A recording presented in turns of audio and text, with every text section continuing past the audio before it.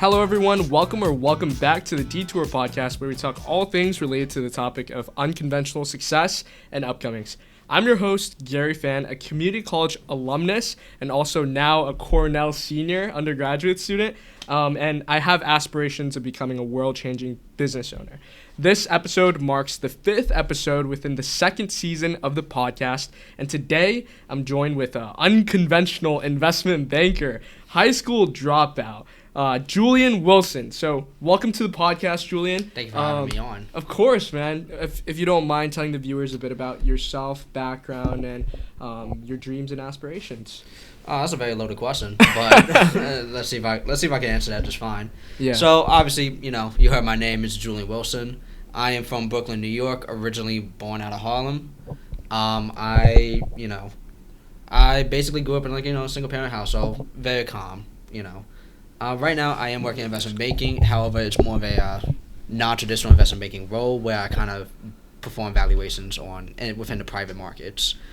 Right now, my career aspirations is to kind of progress my career, hopefully, keep moving into the investment banking space. Mm-hmm. However, my ultimate goal is not to stay in financial investment banking, but rather I want to pave the way forward.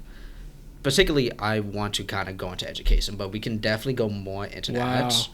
Investment banking to educate, that's a huge... Believe it or not, in my high school that I went to, the president of, my high school, he worked in investment banking at Citibank for 30 years, and then he shifted his entire career to education. Wow. And a lot of people on the board of that high school were investment banking, finance, asset management, consulting, a lot of major business fields.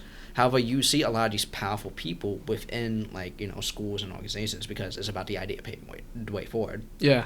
Believe it or not, the current firm I work for, one of the MDs, I reached out to him and he kind of recommended me to the firm. Wow. And he currently sits on the board of a Catholic high school, for example. Okay. Where he went to. So It's one of those things despite being in that position, there's still many different ways to kind of give back. Yeah. But for me, I plan on entirely quitting business at a certain extent and devoting my entire kind of all my resources into that. But that's more of a plan when I'm in my 40s. But that's a little bit of a quick introduction. No, that's awesome. And I think that goes, what's really interesting about that is you dropped out of high school, and I think right before this you told me you dropped out of your 4-year too. So dropping out of education and coming back into education, what are the motives behind that? Well, so I'll say it like this. One of my mentors told me education is the great equalizer, right? Okay. And regardless of what you do or where you go, information is power, right? And education seeks to bridge the gap of that information that, a lot of people just don't have. Particularly for me, when I, did drop out of school, it was one of those things I was in a time in my life where, information, all that other stuff, it was not important because the only things important to me was in my current life. I am rambling a bit, I'm not going to lie. No, it's okay. This is interesting. No, because, the whole idea of education is the fact that, no matter where you are, it can get you to where you want to be. It's an equity. It's a safety cushion, ultimately. I don't think college is for everybody. I really don't, because there are plenty of people, some of my personal friends from high school, after graduating high school, they just decide not to go back. Yeah. And one of my friends is a bartender right now making $70,000. That's crazy. And he's selling, and I have, plenty of our friends that have found different paths. But yeah, we can definitely get more into that. Yeah, no, that's really interesting. I think, can you speak more about, I guess, how, growing up, I guess, led you to, I guess, coming to Cornell even? Because I think it's a huge jump from, I guess, not being or dropping out from, high school and then 4-year and then going straight into the Ivy system. How'd that happen, Okay, well, strap yourself in because it's going to be, it's going to take a minute. But okay, let's hear it. So earlier I mentioned the fact that I came from a single parent household, right? It was just me, my mom, and my older brother.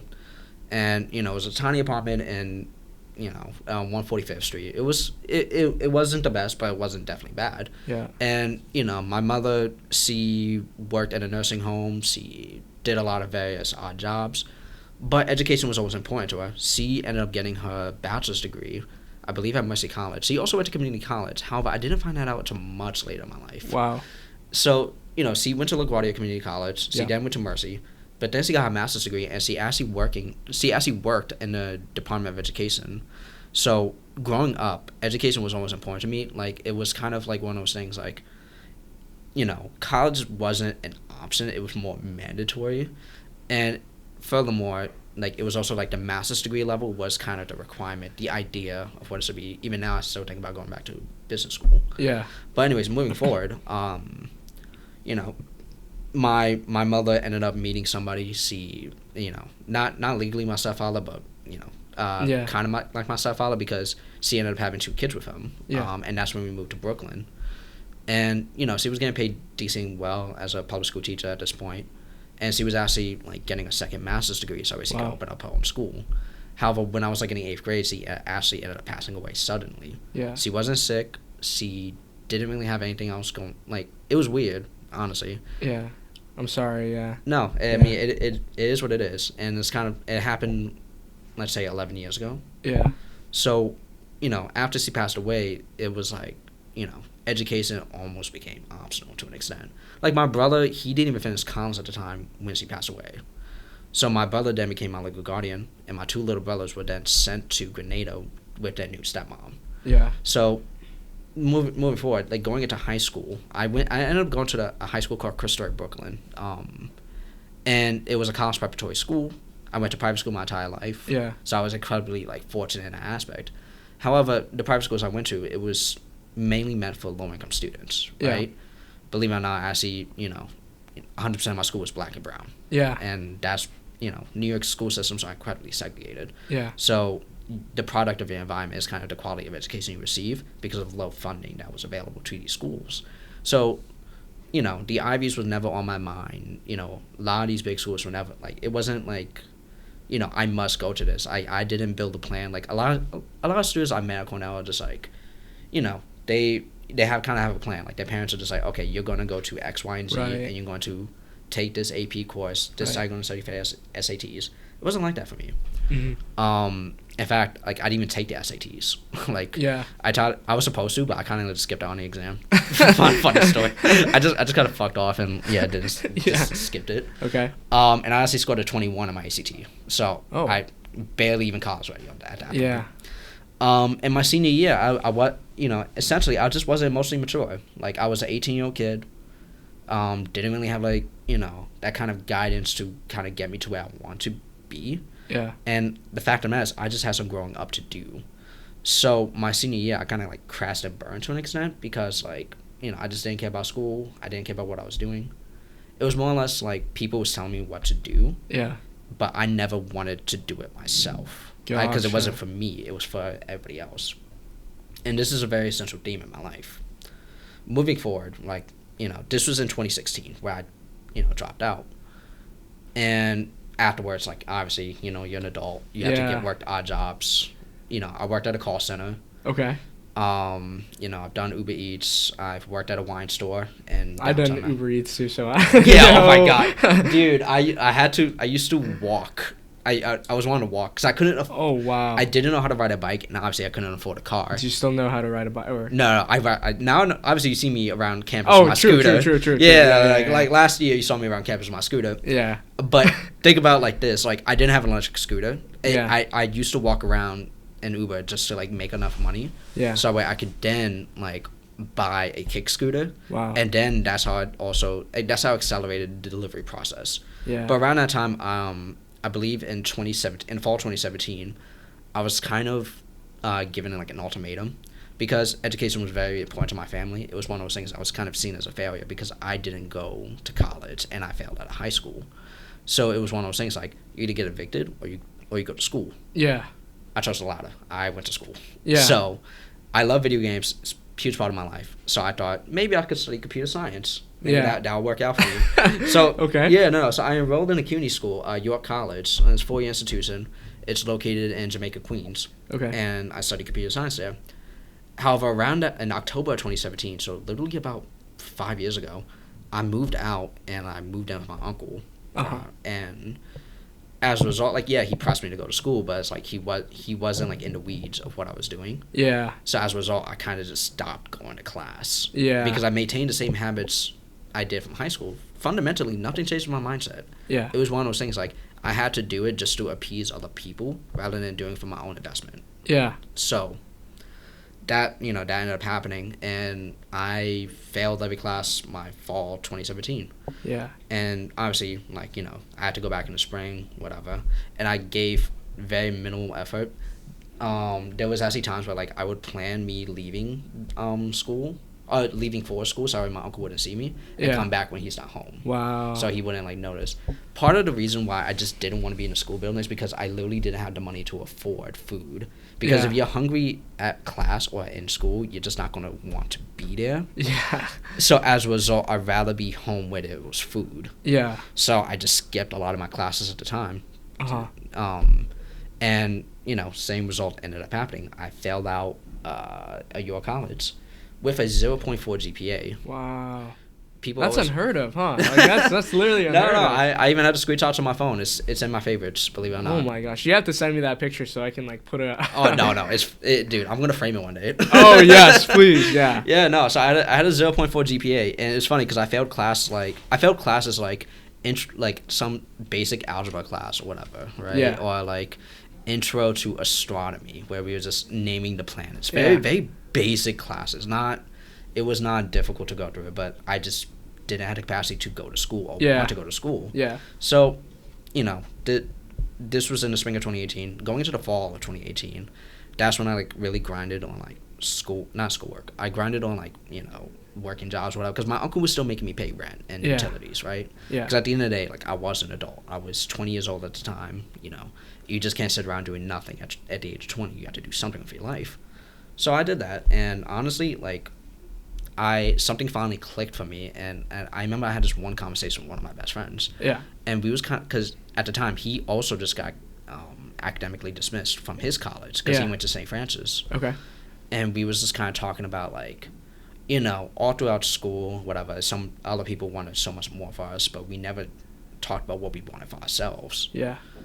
And, we made jokes or whatever about, like, hey, maybe we would just, like, surprise everybody by, like, turning our life around. Yo, that's crazy. Yeah. Yeah, no, so it's funny because, like, because NYU was low-key, like, the dream school. Yeah. And we would joke, like, we would just, like, draw by NYU ID just randomly to our family and just, like, everybody's like, yo, what is going on? Bro, like, I thought you were a fuck-up this entire time. Like, no. And that was kind of, like, what, like, we talked about. And was the initial fire to the flame of me wanting to go back to school. Yeah. And I had a friend who went to Burr Manhattan Community College, BMCC for short, and it was located in the financial district. Okay. And its motto is, start here, go anywhere, right? Mm-hmm. And a lot of students have done that. I remember when I was going to the information session, I was shocked because, colloquially, right, community college does have, like, a certain stigma, right? Yeah, definitely. And not only just community college, but certain community colleges as well does not have the best reputation. So as a result, I heard, like, by word of mouth, I only heard certain things about BMC, but I saw that despite despite, like, everything that was being said, students still made it work. They used that as a stepping stone. Yeah. And I remember I was at an information session where, like, this admissions officer was talking about, hey, our students go to Columbia, NYU, Fordham, right? All these phenomenal schools. And I was like, wait, y'all can do that? Yeah. That's impossible. Like, huh? Yeah. Fuck it. I'm going to go do that. Yeah. Okay. Yeah. So I made it a goal to want to go to NYU. Yeah. So when enrolling I started in the spring of 2019. And in the spring of 2019, I, made it my mission to go back to school. I was very head first, like, I made sure to go to every office hour, even if I didn't need to. I took on extra work, especially because I did not need to. I studied more than what was necessary, but, like, at the end of the day, like, it was about, like, it was proving it to myself. This was the first time in my life I was doing something for me, right? Yeah. Because every other time somebody was like, Julian, go do this, Julian, go do that. You have to go to high school, you have to go to college, yada, yada, yada. And it's just, at the time, it just wasn't for me. Now, I was in a period of my life where I was just like, I want to make this investment to myself because this is something I believe I can do. Yeah. And it's finally on my own timing. Nobody's pressuring me to do it. Yeah. I'm pressing myself. Yeah. And that gave me a tremendous reward. That semester, I even went to on a campus tour of NYU, and it was phenomenal. I fell in love with the school. Yeah. I'm talking a lot about NYU, but obviously I'm at Cornell. So we'll get more into that. Yeah, okay. But anyways, for the sake of time, I'm going to fast forward a bit. Okay. I ended up working, a finance internship at Tradeweb Markets. I should also say that I ended up studying accounting at BMCC. Wow. Because a physics teacher of mine from high school recommended that, I had a good mind for business. He was like, maybe you should just go in that. And I just really liked it. Then I had my first finance internship at a company called Tradeweb Markets. And as a result, I just kind of fell in love with finance. And that's, what I ended up doing at Cornell, but I'm getting ahead of myself. So in that first semester, I met somebody by the name of Nicholas Goldbach. He goes to Columbia now, right? And he was graduating that spring. And I remember one day he just came in with a Columbia shirt. I'm like, brother, what? Yeah. What is going on? We go to the same school. What's happening, right?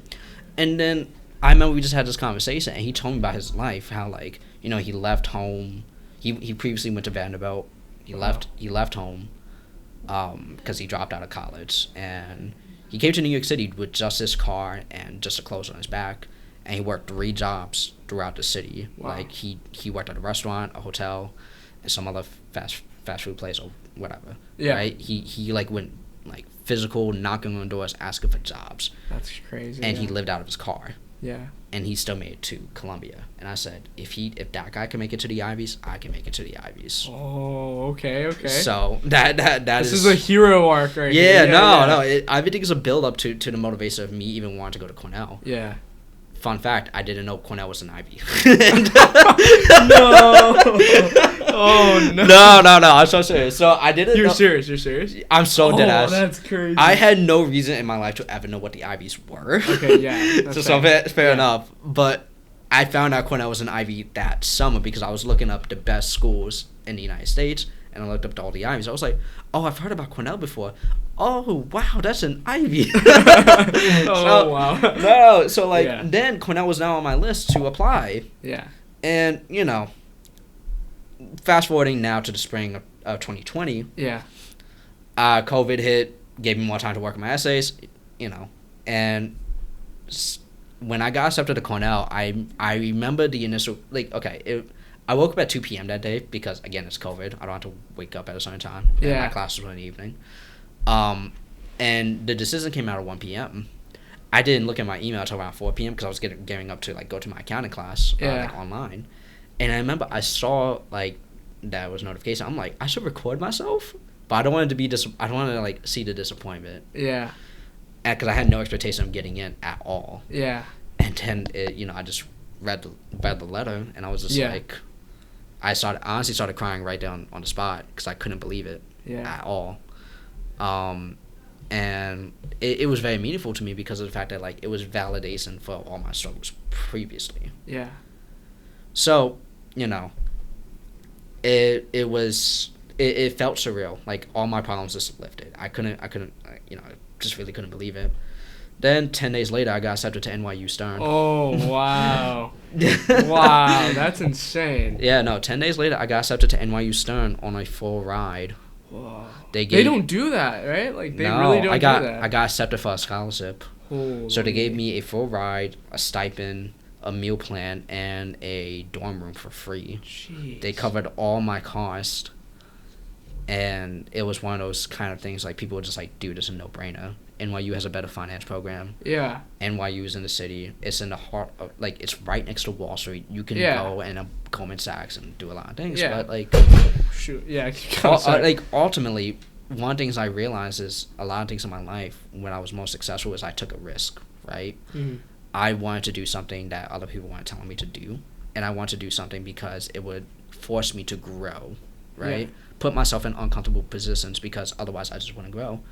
And I knew that going away for college was nothing I even thought about doing. Yeah. So 4 months prior, I'm just I'll stay in the city, go to school, whatever. Next thing you know, my life got turned upside down and says, okay, I'm traveling now. I have to go into a completely new area and go to school there. And that feeling was exciting for me because it was a fresh start. And primarily, that's one of the reasons why I really decided to come to Cornell. Yeah. So that is basically my path to Cornell. As long as that was. No, that's beautiful, man. I think it's it's really rare. It's like I feel like there's this formula, right? Like you to anything to be like successful in life, I feel like it's work hard, and then you have this sprinkle of good luck that comes out of nowhere sometimes, and it's like you have these like beautiful opportunities in front of you. So I guess like leading into the next question, it's like what does it mean to come to Cornell and study at Cornell for you, or what did it mean since you're graduated now, right? Yeah, no, I am graduated, unfortunately. I now have an adult life. What does it mean? Yeah. Well, I don't think there's a word in the English language that can necessarily define kind of how proud the feeling is, per se. But it's almost like it was always a part of me, right? And that Cornell just brought it to life. It brought something out of me that I never knew was there, right? And as a result of this feeling, I've always felt like it was me to begin with. Yeah. Now, to speak in more definitive terms, okay. Essentially, like, it's just a very proud feeling. Yeah. Because, you know, I felt incredibly lucky to even be here, and I don't take that opportunity for granted. Like, even at my job, a lot of people are just like, dude, like, you know, you must be really smart or whatever, like, to get to Cornell. I'm just like, smart doesn't make you different. I think the ability to kind of take the initiative and go out of your way to makes it happen makes you different, right? Yeah. And the fact of the matter is, like, you know, not everybody has the opportunity to kind of take that chance and that opportunity to show that they're different. And that's one of the things I realized, particularly in community college, where, like, a lot of people could run circles around me. Like, so many people was way more talented than I was, but because of the barriers that they currently face, they were unable to kind of come to a place like Cornell, for example. Like, it was not feasible for them to, like, travel away for school or have the connections to understand, like, certain industries, right? Because some people are raising children, some people have full-time jobs, others have to support their family because they grew up in a, like, very low class family. So the fact of the matter is, like, my entire experience at Cornell, like, you know, I was forever grateful. I think one of the issues about being at Cornell is Ithaca is inherently depressing. Okay, yeah. Ithaca is inherently depressing. I think it's beautiful, though, but No, it is beautiful. Yeah. But, oh my God, when we get to 6 months in winter. Okay, yeah. Yeah. That's fair. When we get to 6 months in winter, it's actually really tough for a lot of people. Yeah. Right?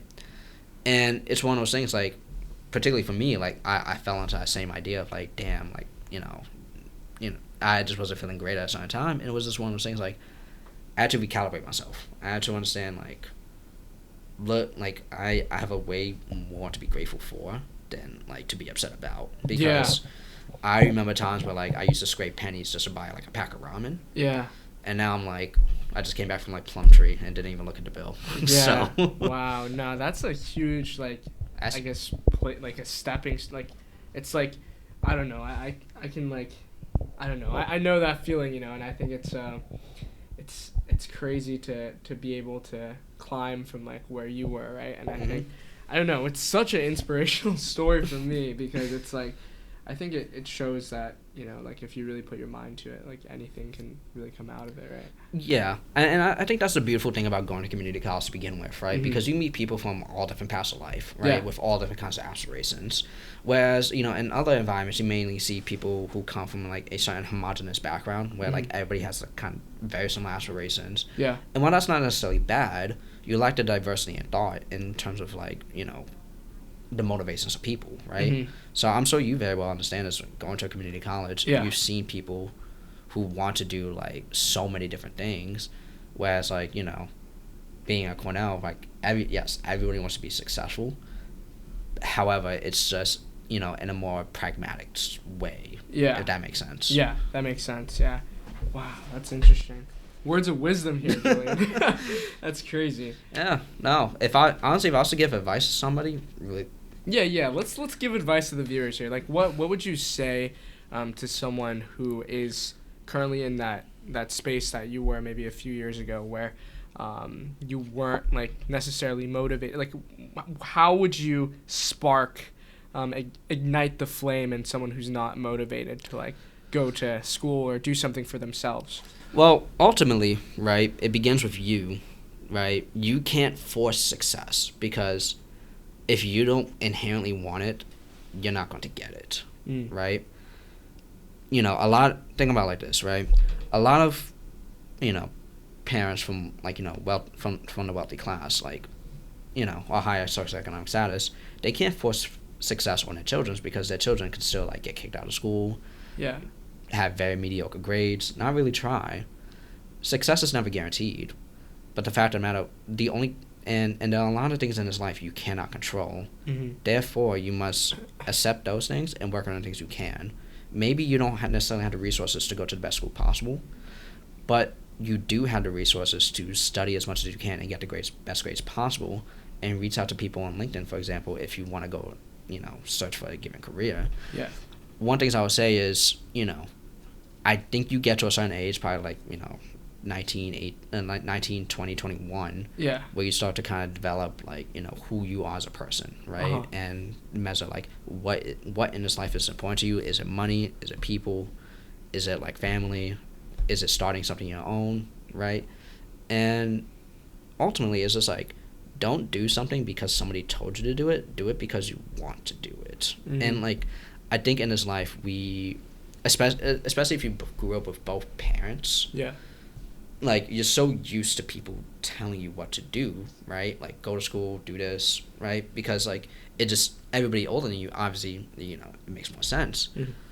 I had a very interesting situation where I didn't have any parents telling me what to do to a certain extent. So, as a result, I was able to grow as my own person.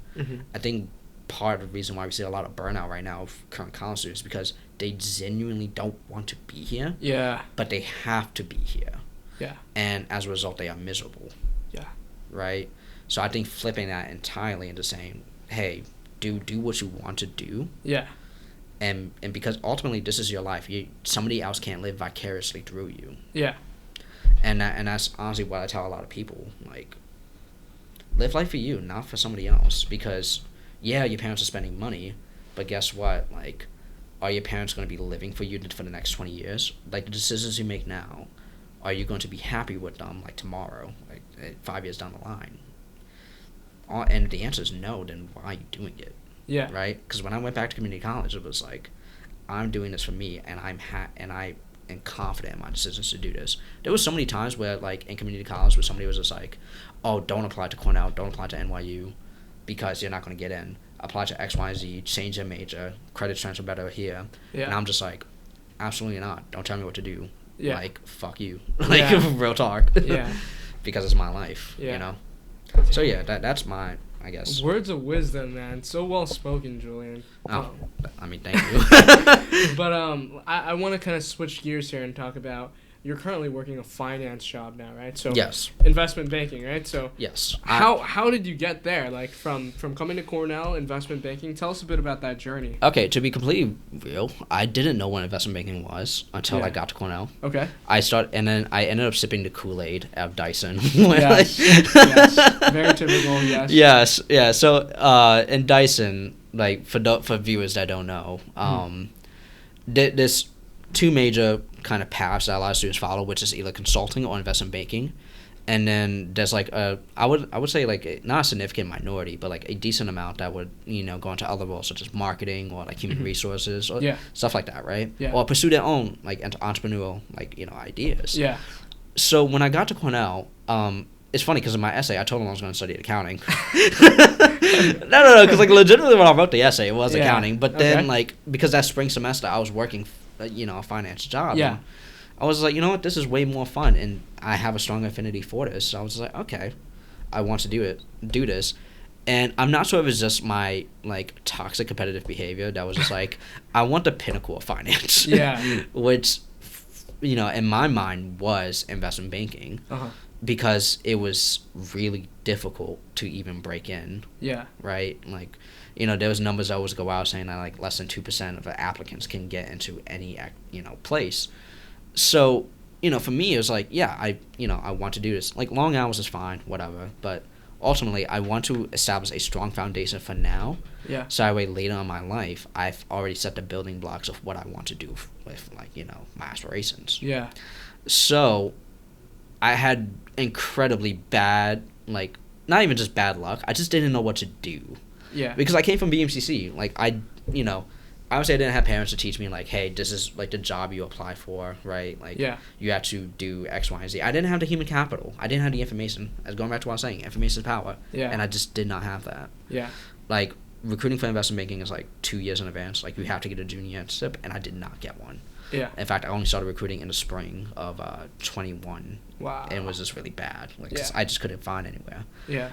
And then, by the time my senior year came around, I already went through a year of recruiting where I failed on every place I interviewed with. Yeah. To the point where I was just like, okay, I can confidently do any interview, and I know my technicals very well. However, that doesn't matter all the time, right? There are plenty of capable candidates that just cannot find a job.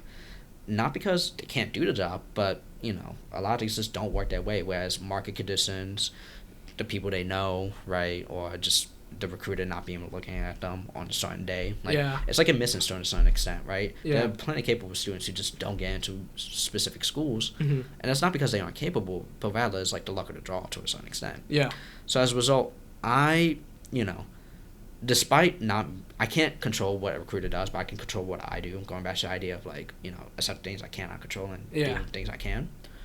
I specifically focus on, like, alumni, right? Yeah. Part of the problem being at Cornell as a junior transfer is the fact that it's really difficult to get into certain clubs. Definitely. I'm sure you've experienced this all the time. Definitely. There was probably like 10 different clubs who wanted to join, and like 9 out of 10 of them rejected you. Yeah. Right? Yeah. And it's just the nature of just being a transfer student here. Yeah. So ultimately, I was just like, okay, if I can't get through this avenue, I'm going to force the door open to another way, and my way was through alumni. I met a lot of minority alumni who paved the way forward for me, right? Yeah. So the way I ended up at my current firm, Lincoln International, was through a MD who kind of just put my resume through. And after that, like, Lincoln's one of those firms that, like, you can't get in just because somebody knows you. Yeah. However, like, you will have at least a chance to interview, right? Yeah. And all I needed was that one chance, that one opportunity, and I took it, and it just worked out. Yeah. However, I will say senior year recruiting was incredibly difficult because my entire time I just did not have a job. Yeah. In fact, I didn't get my I just didn't get my offer until 2 weeks after I already graduated. Wow. So my entire senior year, I was in this, like, limbo of just not being able to find a job. Yeah. And it was incredibly stressful because it kind of, like, I'm not going to sit here and say it ruined my senior year, but it definitely didn't help. Yeah. Yeah. So, and that's basically how I got into the role I got into. Yeah. I could totally explain the role if you'd like, but I think that's crazy to me though. But just having that, like, pure grit and just, like, running it down with, like, your hard work, and I think just getting that prestigious, like, investment banking, like, role, as you said, like 2% of, like, people, like, break into, like, investment banking, right? Or, yeah. So the interesting thing about my firm is specifically the role I have, right? Yeah. It's like a non-traditional investment banking role for the most part. Yeah. It's valuations. So you see valuations in a lot of other firms. Essentially what I do is I value private equity transactions as well as the securities that they use just within the private markets. Yeah. So, for example, if a company's bought out with like $100 million term loan, like 100% equity ownership, I would then measure what that term loan is worth underneath current market conditions based on its security terms, for example, right? Yeah. And furthermore, I would also value the company itself in terms of its enterprise value. Like, essentially what lenders want to know is, like, what is this company valued today underneath current market conditions? So if I sold it back out to the market, how much could I get, right? Because essentially when you look at, like, any LBO purchase, you buy up a company, you use the free cash flow to pay down the debt, and you sell it back to the market. It's like flipping a house, right? From a mortgage. That's essentially all it is. We're not on the market maker side, but rather we are, like, providing the valuations in terms of, like, the market value of what's going on. Gotcha. Very interesting. Wow. Damn. I guess shifting gears one more time because we're a little short on time here, but the whole entire premise of the podcast is about unconventional success, right? So I guess, in short, what does success mean to you after going through all these hurdles in your life? I think success is a very personal journey, right? Yeah. Because success does not look the same on any one person. I think for me, success was having the ability to say, yes, I fucked up in my life, but I was able to get through all of that and reach the goal I set for myself. I think success can be big and small so long as you're setting goals for yourself and keep moving forward. Yeah. We will always have setbacks, and life is not predictable in any capacity, right? No way in hell 5 years ago was I thinking, yeah, I'll be an Ivy League graduate. No, because I was freshly dropped out of high school at the time, and soon I was going to drop out of college as well. But I think just looking at not only the people I'm with, but a lot of my friends who also dropped out of college as well. Their success looks a lot different from mine, and it has everything to do with their personal goals, right? Yeah. So your personal happiness in terms of what you want to do, where you want to be, if you're not getting to where you want to be, then I would say ultimately you need to find what is preventing you from your own success, right? And once you reach that goal, then you're just I have succeeded in doing something and doing what I want to do, right?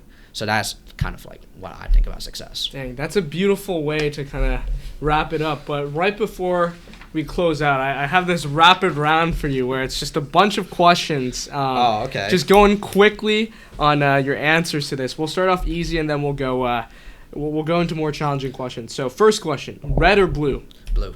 Okay. Coffee or tea? Coffee. Winning the lottery or finding your soulmate? Soulmate. Oh, smartest person in the world or richest person in the world? Richest. Okay. See the future or change the past? See the future. Okay. Travel the world or stay in the same place but having an empire there? Travel the world. Okay. Weekends or holidays? Holidays. Passion or stability? Stability. Okay. Saving the world or making a lot of money? Saving the world. Painful truth or comforting lie? Painful truth. Oh, okay. Well, those are all the questions I had, but that's going to wrap it up for the 5th episode of the 2nd season of the podcast. I'd like to thank you again, Julian, for just coming on. You've had great insight for all the viewers here, but if anything resonated with you guys in this podcast, please feel free to share it across all social media platforms and tag detour.podcast. And again, if you want to follow Julian, what's your handle, Julian? Juju on that beats. You want to write it for them? Okay. It's a funny name, but on that. I think it's from a song. Yeah. Yeah, definitely from a song. Yeah. But again, thank you everyone for your continuous love and support. I'm your host, Gary Fan, and I'll see you guys next time. All right, see ya.